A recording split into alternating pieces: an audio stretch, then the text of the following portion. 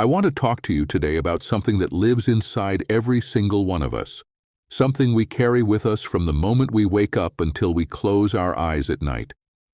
It is the voice in our head, the constant companion that never leaves, the narrator of our own story. This voice shapes how we see the world, how we interpret every experience, and ultimately how we feel about ourselves and our place in this vast universe. Think about it for a moment. Right now, as you listen to these words, there is a part of you that is commenting on what I am saying. Maybe it is agreeing with me, maybe it is questioning, maybe it is wondering where this is all going. That voice is always there, always active, always interpreting. But here's the fascinating thing that most people never realize. That voice is not always telling you the truth. We grow up believing that our thoughts are facts, that the stories we tell ourselves are accurate representations of reality. But the human mind is not a camera recording objective truth. It is more like an artist, painting interpretations based on past experiences, emotions, beliefs, and 1,000 tiny biases we are not even aware of. And this matters more than you might think, because the stories we tell ourselves become the reality we live in. Let me give you an example. Two people can go through the exact same experience and come out with completely different interpretations. One person gets rejected from a job and thinks, "I am not good enough, I will never succeed, I am a failure." Another person gets rejected from the same job and thinks, "That was not the right fit for me. I will find something better. This is just redirecting me toward where I am meant to be." Same event, two completely different internal narratives, two completely different emotional outcomes. The difference between these two people is not intelligence or capability or even circumstances. The difference is in the story they choose to tell themselves about what happened. And I say choose deliberately, because even though it might not feel like it, we do have a choice in how we interpret our experiences. The problem is that most of us have been running the same mental programs for so long that we do not even realize they are programs. We think they are just who we are. From the time we are children, we start forming beliefs about ourselves and the world. These beliefs come from our parents, our teachers, our peers, our culture, our early successes and failures. A child who is constantly criticized might develop the belief that they are not good enough. A child who is overprotected might develop the belief that the world is dangerous. A child who is praised only for achievements might develop the belief that their worth is conditional on performance. These early beliefs become the lens through which we see everything. They become so familiar, so automatic, that we stop questioning them. They run in the background like software, influencing our decisions, our relationships, our careers, our happiness. And here's the challenging part. Most of these beliefs were formed when we were too young to critically evaluate them. We accepted them as truth because we did not know any better.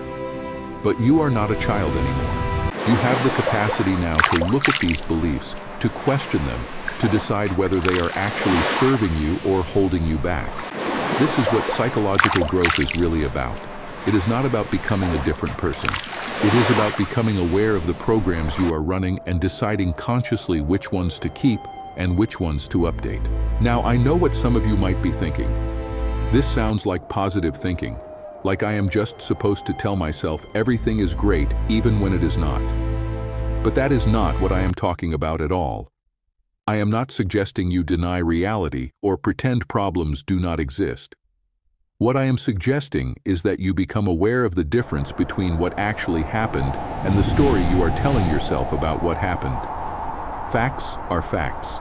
You did not get the job. Your relationship ended. You made a mistake. These are events. But the meaning you assign to these events, the conclusions you draw about yourself and your future based on these events, that is the story. And the story is where you have power. The story is where choice exists. When something difficult happens, your mind immediately tries to make sense of it. It searches through your past experiences and beliefs, looking for an explanation. If you have a history of feeling not good enough, your mind will likely interpret the difficult event as confirmation of that belief. It will say, "See, this proves you are not good enough." But that is just one possible interpretation. It is not the truth. It is a habit of thinking. What if you could pause in that moment and ask yourself, what else could this mean? What other interpretations are possible? Maybe it means you are being redirected. Maybe it means you are being prepared for something better. Maybe it means absolutely nothing about your worth as a person, and everything about timing or fit or circumstances beyond your control. When you open yourself to multiple interpretations, you free yourself from the tyranny of a single, often negative narrative. This brings me to something crucial about how our minds work. We have what psychologists call a negativity bias. Our brains are wired to pay more attention to threats, problems, and negative information than to positive information. This made sense from an evolutionary perspective. The ancestor who was always scanning for danger was more likely to survive than the one who was relaxed and optimistic. But in the modern world, this negativity bias often works against us. We remember criticism more vividly than praise. We dwell on our failures more than our successes. We anticipate worst-case scenarios more readily than best-case scenarios. And because we pay more attention to the negative, we end up with a distorted view of reality. We think things are worse than they actually are. We think we are less capable than we actually are. We think the future is more threatening than it actually is. Understanding this bias is liberating because it helps you realize that your anxious, worried, critical thoughts are not necessarily accurate. They are just your brain doing what brains do, trying to protect you by focusing on potential problems. You can acknowledge these thoughts without believing them. You can say, "Okay, brain, I hear you. You are trying to keep me safe. But I do not need to accept this interpretation as fact." Another fascinating aspect of human psychology is something called confirmation bias. Once we form a belief about ourselves or the world, we unconsciously look for evidence that confirms that belief and ignore or dismiss evidence that contradicts it. If you believe you are unlucky, you will notice every time something goes wrong and overlook all the times things go right. If you believe people cannot be trusted, you will focus on every betrayal and miss all the acts of kindness and loyalty around you. This is why two people can live in the same world and have completely different experiences of it. They are not actually experiencing different realities. They are filtering the same reality through different beliefs and therefore noticing different things. Your beliefs literally shape what you see. They determine what you pay attention to, what you remember, what you consider important. So what do we do with all of this information? How do we actually change these patterns that have been with us for so long? The first step is awareness. You cannot change what you are not aware of. You have to start noticing your thoughts, especially the automatic ones, the ones that feel so true you usually do not even recognize them as thoughts. You have to become an observer of your own mind. This is harder than it sounds because we are so identified with our thoughts. We think we are our thoughts. When a thought says you are not good enough, we do not hear it as a thought. We hear it as truth. But you are not your thoughts. You are the awareness that notices thoughts. This might sound like a subtle distinction, but it changes everything. When you realize you are not your thoughts, you gain the power to choose which thoughts to engage with and which to let pass by. Meditation and mindfulness practices are useful here, not because they empty your mind of thoughts, but because they train you to observe thoughts without immediately reacting to them. You start to see thoughts as mental events, things that arise and pass away rather than commands you must obey or truths you must accept. This creates space between stimulus and response, between what happens and how you react to what happens. In that space is freedom. In that space, you can ask yourself, is this thought helpful? Is it true? Is it kind? Is it moving me toward the person I want to be and the life I want to live? If the answer is no, you do not have to follow that thought. You can acknowledge it and choose a different focus. This is not suppression or denial. It is conscious choice. Now, let me address something important. Some people hear this and think it means they should never have negative thoughts or difficult emotions.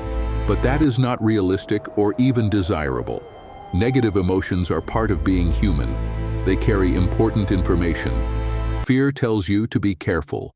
Anger tells you a boundary has been crossed. Sadness tells you that you have lost something you valued. These emotions are not the problem. The problem is when we get stuck in these emotions, when we build entire identities around them, when we let them dictate our choices long after their usefulness has passed. The problem is when we add suffering to pain by telling ourselves stories about what the pain means. Pain is inevitable in life. Suffering is often optional. Suffering is what happens when we resist pain, when we tell ourselves it should not be happening, when we spiral into catastrophic thinking about what it means for our future. There is a concept in psychology called experiential avoidance. This is the tendency to try to avoid or escape uncomfortable thoughts, feelings, and sensations, even when doing so creates long-term harm. Someone might avoid difficult conversations, numb themselves with substances or distractions, procrastinate on important tasks, all in an attempt to avoid short-term discomfort. But what happens is that the discomfort grows. The avoided conversation becomes a bigger problem. The numbing becomes an addiction. The procrastination creates a crisis.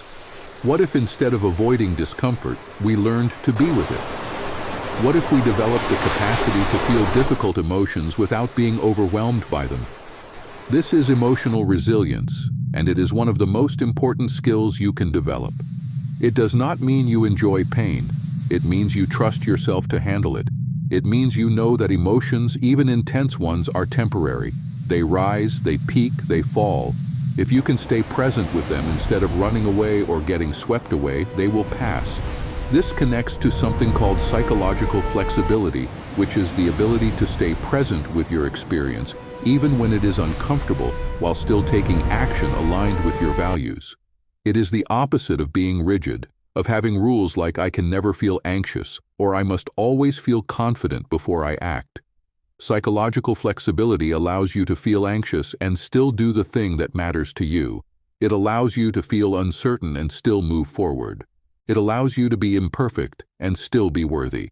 Your values are crucial here. Values are different from goals. Goals are things you achieve and check off a list. Values are directions you move in, ways you want to show up in the world. You do not complete a value. You live it. If connection is a value, you do not achieve connection once and be done. You express that value through ongoing choices and actions. Values give your life meaning and direction regardless of external outcomes. Many people go through life pursuing goals they think will make them happy without ever clarifying their values. They chase success or approval or security, thinking these things will fill the emptiness inside. But goals without values often leave people feeling hollow, even when they achieve them. You get the promotion but still feel unfulfilled. You get the relationship but still feel disconnected. You get the recognition but still feel inadequate. This is because external achievements cannot fix internal narratives. If your core belief is that you are not enough, no amount of external success will convince you otherwise. You will just move the goalpost. You will think, okay, I achieved this, but if I were really good enough, I would achieve that. The problem is not that you have not achieved enough. The problem is the belief itself. And beliefs do not change through achievement. They change through awareness and conscious choice.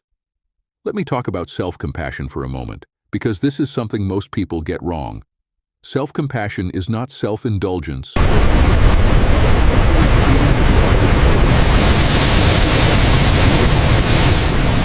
same. Think about it.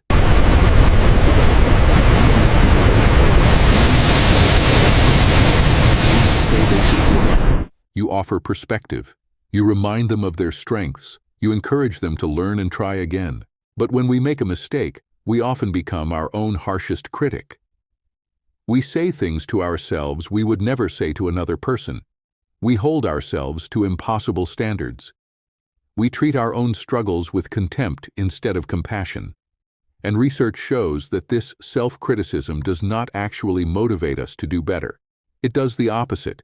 It creates shame, which makes us want to hide and give up. Self-compassion, on the other hand, creates the safety to acknowledge mistakes, learn from them, and keep going. Kristen Neff, a leading researcher on self-compassion, identifies three components. The first is self-kindness versus self-judgment. The second is common humanity versus isolation.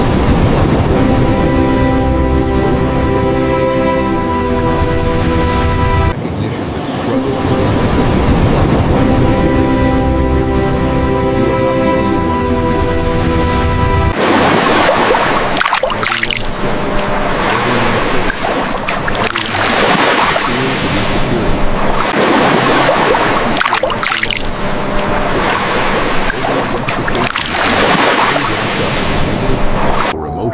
that it becomes your entire reality. Mindfulness allows you to step back and see the thought or emotion as one part of your experience, not the whole of it. You can be having a hard day without being a failure. You can feel anxious without being broken.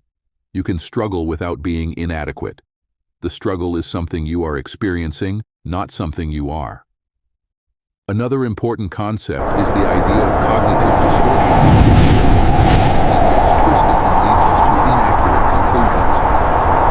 Distortion is all or nothing thinking. You see things in extremes. If you are not perfect, you are a total failure. If someone is not completely trustworthy, they are entirely bad. This kind of thinking leaves no room for the nuance and complexity of real life. Another distortion is catastrophizing, where you assume the worst possible outcome will happen. You make a small mistake and immediately jump to thinking you will get fired, lose everything, end up alone. Your mind takes a small problem and blows it up into a disaster. Then you feel all the emotions associated with that imagined disaster, even though it has not happened and probably will not happen. There is also mind reading, where you assume you know what other people are thinking, usually that they are thinking negatively about you. Someone does not text back right away. You did something wrong, but the truth is, you cannot read minds. Most of them have nothing to do with you. Fortune telling is when you predict the future, usually negatively, and treat that prediction as fact. You decide you will fail before you even try. You decide the relationship will not work out, so you do not invest in it. You decide you will never change, so you do not even attempt to. Self-fulfilling prophecies. If you believe you will fail, which confirms your belief. Recognizing these distortions is powerful because it helps you question your automatic thoughts instead of just accepting them. When you notice yourself catastrophizing, you can ask, what is the evidence for this worst-case scenario? What are other possible outcomes? When you notice all or nothing thinking, you can ask, what is the middle ground here? Is there a more balanced way to see this? The goal is not to replace negative thoughts with blindly positive ones. The goal is to think more accurately, more realistically. Sometimes things are genuinely difficult. Sometimes there are real problems that need addressing. But even then, distorted thinking does not help. It just adds unnecessary suffering to an already challenging situation. Clear, balanced thinking allows you to actually address problems effectively, instead of just spiraling in anxiety about them. Let me talk about the relationship between thoughts, feelings, and behaviors, because understanding this relationship is key to creating change. Many people think it works like this. Something happens, it makes them feel a certain way, and then they behave based on that feeling. But there is actually a step in between the event and the feeling. That step is your interpretation of the event. Your thought about it. The event itself is neutral until you assign meaning to it. Your thought about the event creates your emotional response, and your emotional response influences your behavior. This is incredibly empowering when you really understand it, because it means you are not at the mercy of external events. You cannot always control what happens, but you can influence how you interpret what happens, which influences how you feel and what you do. If someone cancels plans with you, that is the event. Your thought might be, they do not value my time, I am not important to them, nobody really cares about me. That thought creates feelings of hurt, rejection, loneliness. Those feelings might lead to behaviors like withdrawing, canceling future plans, acting cold toward the person. But what if your thought was different? What if you thought, something must have come up, I hope they are okay, I will reach out. That thought creates feelings, maybe concern or understanding, which lead to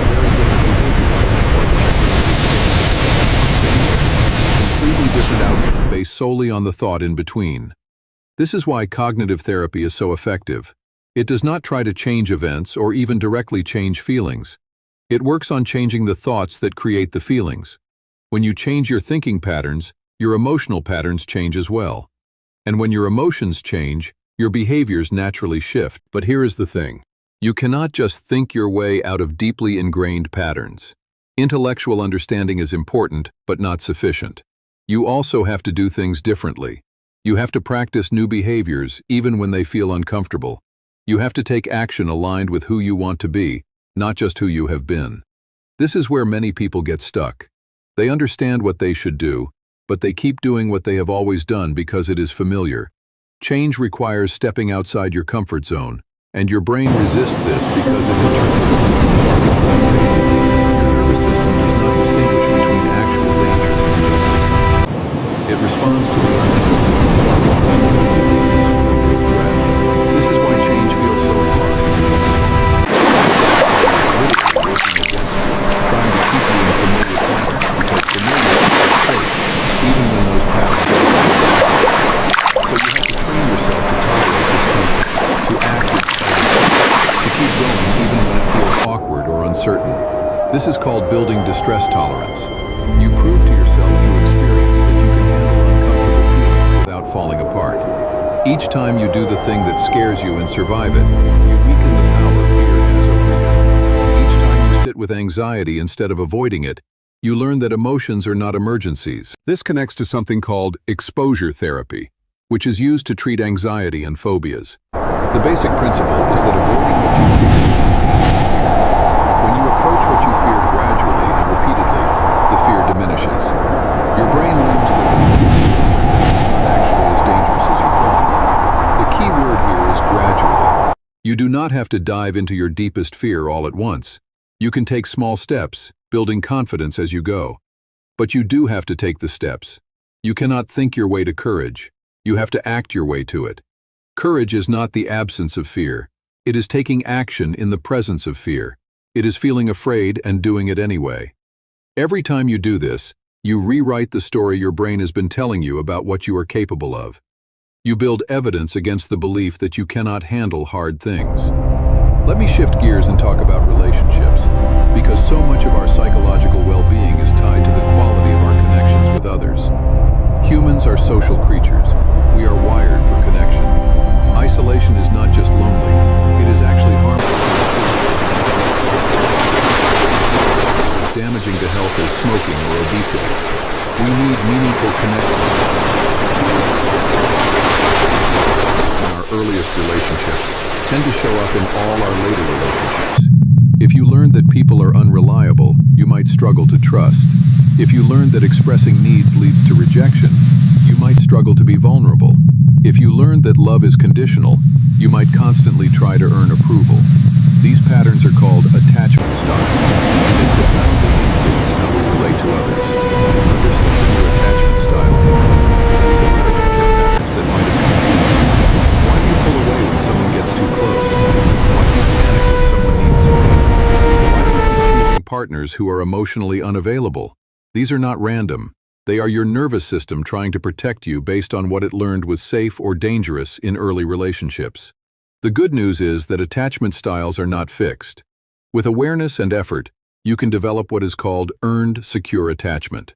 You can learn to trust even if trust was broken in the past. You can learn to be vulnerable even if vulnerability was punished before. You can learn to ask for what you need even if your needs were dismissed growing up. It takes time and it takes practice, but it is absolutely possible. Healthy relationships require several key ingredients. The first is honest communication. This does not mean saying everything you think all the time. It means being truthful about what matters, expressing your needs and feelings clearly, and listening to understand rather than to defend. So many conflicts arise from misunderstanding or unexpressed expectations. We assume people should just know what we need, but they cannot read minds. We have to use our words. The second ingredient is boundaries. Boundaries are not walls. They are guidelines for how you want to be treated and what behavior you will and will not accept. People with poor boundaries either become doormats, saying yes to everything and resenting it later, or they become walls, keeping everyone at a distance to avoid being hurt. Healthy boundaries are flexible. They let the right people in while keeping harmful behavior out. The third ingredient is empathy, which is the ability to understand and share another person's feelings. It is different from sympathy, which is feeling sorry for someone. Empathy is about stepping into their experience, seeing the world from their perspective, validating their feelings even if you do not agree with their conclusions. When someone feels truly understood, it creates connection and safety. When they feel dismissed or judged, it creates distance and defensiveness. The fourth ingredient is accountability. This is the ability to acknowledge when you have made a mistake, hurt someone, or acted in a way that does not align with your values. It is taking responsibility without making excuses, offering a genuine apology, and making changes to prevent the same harm from happening again. Many people struggle with this because they confuse accountability with shame. They think admitting fault means they are a bad person, but actually, accountability is a sign of maturity and strength. The relationships we have with others are mirrors of the relationship we have with ourselves. If you do not trust yourself, you will struggle to trust others. If you are harshly self-critical, you will be either overly critical of others or afraid of their criticism. If you do not believe you are worthy of love, you will sabotage relationships that could be fulfilling. This is why self-work is relationship work.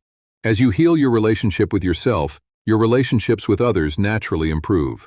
Let me talk about purpose and meaning, because these are fundamental to psychological well-being. Viktor Frankl, a psychiatrist who survived the Holocaust, wrote about this extensively. He observed that the people who survived the concentration camps were not necessarily the strongest or healthiest. They were the ones who had a reason to live, a sense of meaning that transcended their suffering. He concluded that humans can endure almost any suffering if they have a strong enough why. Many people today suffer from what might be called an existential crisis. They have their basic needs met. They might even be successful by external standards, but they feel empty. They wonder what the point is. They lack a sense of purpose. And without purpose, life feels hollow no matter how comfortable it is. Purpose is not something you find. It is something you create through the choices you make and the values you live. Purpose does not have to be grandiose. You do not have to cure cancer or change the world to have a meaningful life. Purpose can be found in being a present parent, in creating beauty, in helping your community, in being a good friend, in doing your work with integrity, in learning and growing. What matters is that your life reflects what matters to you, that you are living in alignment with your values rather than just drifting through days on autopilot. One barrier to purpose is waiting. Waiting until you have more time, more money, more energy, more clarity. Waiting until conditions are perfect. But life is not waiting for you. This moment is all you ever have. Tomorrow is promised to no one. If there is something that truly matters to you, the time to start is now, even if you start small, even if you start imperfectly. Action creates clarity. You will not figure out your purpose by thinking about it endlessly. You will discover it by trying things, by paying attention to what energizes you and what drains you, by noticing what you care about. Another barrier is comparison. Looking at what other people are doing and feeling like your contributions are not significant enough. But you are not here to live someone else's purpose. You are here to live yours. Your unique combination of experiences, gifts, interests, and values equips you for contributions that only you can make. When you spend your energy comparing yourself to others, you waste the energy you could be using to actually do something meaningful.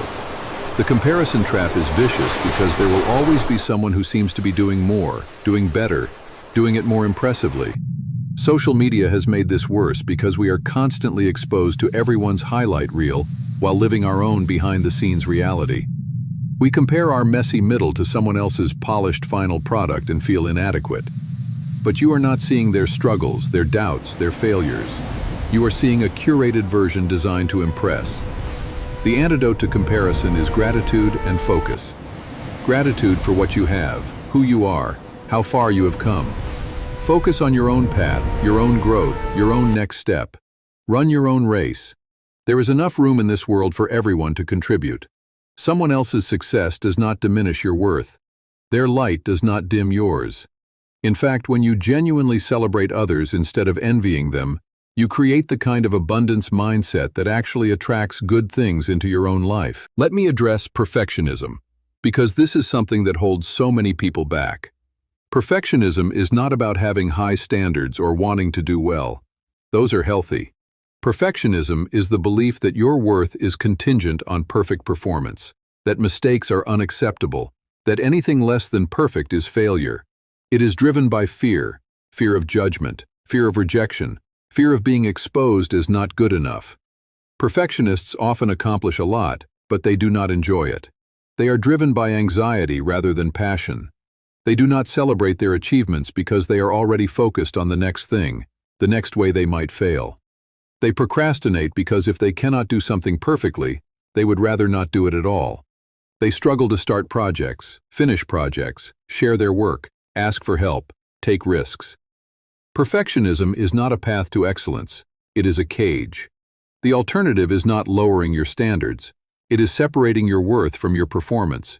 It is embracing the fact that you are human, which means you are imperfect by definition. It is understanding that mistakes are not evidence of your inadequacy. They are part of the learning process. It is choosing to do things badly rather than not doing them at all. It is valuing progress over perfection, done over perfect, learning over achieving. Think about children learning to walk. They fall constantly. They do not judge themselves. They do not think, I fell again. I am such a failure. I should just give up. They just keep trying. They are focused on the goal, not on avoiding mistakes. Somewhere along the way, many of us lost that resilience. We became afraid of looking foolish. We started caring more about what others think than about our own growth. We forgot that mastery comes through practice, and practice includes lots of messy attempts. What would become possible for you if you let go of the need to be perfect? What would you try? What would you create? What would you say? Who would you become? Perfectionism keeps you small and safe and stuck. Courage to be imperfect opens up a world of possibility. And here's the truth. People do not connect with perfection. They connect with authenticity. Your struggles, your vulnerability, your willingness to show up as you are, that is what creates real connection. I want to talk about resilience, which is the capacity to recover from difficulties, to adapt to change, to keep going despite setbacks. Resilience is not something you either have or do not have. It is something you build through experience and practice. Every time you face a challenge and come through it, you become more resilient. Every time you fail and get back up, you strengthen that muscle. Resilient people are not people who never struggle. They are people who have learned to struggle well.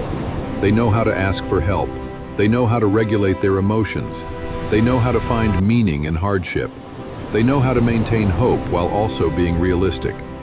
They do not pretend everything is fine when it is not, but they also do not catastrophize. They take things one step at a time. They focus on what they can control.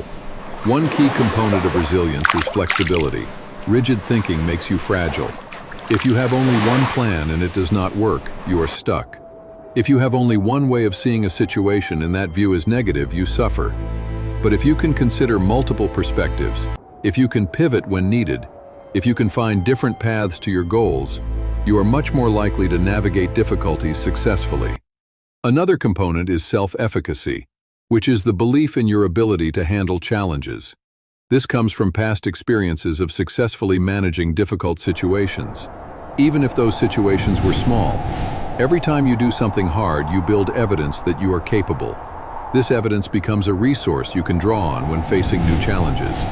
You remind yourself, I have been through hard things before and I made it through. I can do this too. Social support is also crucial. Resilient people do not go it alone. They have relationships they can lean on, people who believe in them, people who offer perspective and encouragement. Isolation makes everything harder. Connection makes us stronger. This is why building and maintaining meaningful relationships is so important. You are not just creating a pleasant life, you are creating a safety net for when life gets hard. Let me talk about change one more time because it is so central to everything we have discussed. Change is possible at any age, in any circumstance. Your brain has something called neuroplasticity, which means it can form new neural pathways throughout your life. You are not stuck with the brain you have. Every time you think a new thought, practice a new behavior, learn something new, you are literally rewiring your brain. But change does not happen all at once. It happens gradually, through small, consistent actions repeated over time. People often overestimate what they can do in a week and underestimate what they can do in a year. They try to change everything at once, get overwhelmed, and give up. Then they conclude that change is not possible for them. But it is not that change is not possible. It is that their approach was not sustainable. Real lasting change comes from small shifts practiced consistently. Maybe it is 5 minutes of meditation each morning. Maybe it is writing down 3 things you are grateful for each night. Maybe it is challenging 1 negative thought each day. Maybe it is doing 1 small thing that scares you each week. These tiny actions do not feel significant in the moment, but they compound over time. They create momentum. They build new habits. Habits are powerful because they bypass willpower. When something becomes a habit, you do not have to decide to do it every time. You just do it automatically. This is why it is worth investing energy into building good habits, even though it takes effort at first. Once the habit is established, it takes much less energy to maintain. And habits shape your identity. You become what you repeatedly do. The person you are today is the result of choices you made yesterday, last week, last year. The person you will be tomorrow is being shaped by the choices you make today. Every moment is an opportunity to choose in alignment with who you want to become. Not perfectly, just a little bit more than you did before. Progress, not perfection. Movement, not arrival. I know that all of this can feel overwhelming. There is so much to be aware of, so much to work on, so much to change. But you do not have to do it all at once. In fact, you cannot. Pick one thing. One thought pattern to notice, one behavior to shift, one value to honor more fully. Start there, master that, then move to the next thing. Change is a journey, not a destination. There is no finish line where you suddenly have it all figured out. There is just the ongoing practice of showing up and doing your best. And your best will look different on different days. Some days your best is amazing. Some days your best is just getting out of bed. Both are valid. Both are worthy. You are not a machine. You are a human being with emotions and energy levels that fluctuate. There will be good days and hard days. There will be progress and setbacks. This is normal. This is the process. The goal is not to never struggle. The goal is to struggle with more awareness, more compassion, more skill. Remember that you are not broken. You are not damaged beyond repair. You are a human being doing your best with the tools and understanding you have. And now you have more tools, more understanding, more choice. What you do with that is up to you. I cannot change your life for you. No one can. But you can. You have more power than you realize, more capacity, more potential. The voice in your head has been running the show for a long time. Maybe it is time to question it. Maybe it is time to become the author of your own story instead of just the character. Maybe it is time to decide what you want your life to be about and start moving in that direction, one small choice at a time. Maybe it is time to be kind to yourself, to be patient with yourself, to believe in yourself. You deserve a life that feels meaningful. You deserve relationships that are genuine. You deserve to feel worthy just as you are. Not someday when you achieve enough or fix enough or become enough. Right now, in this moment, with all your imperfections and struggles and doubts. You are enough. You have always been enough. The work is not about becoming worthy. It is about recognizing the worth that has been there all along. Thank you for listening. Thank you for being open. Thank you for caring enough about your own growth to be here. That alone says something important about who you are. Now go forward with awareness, with compassion, with courage. You have got this.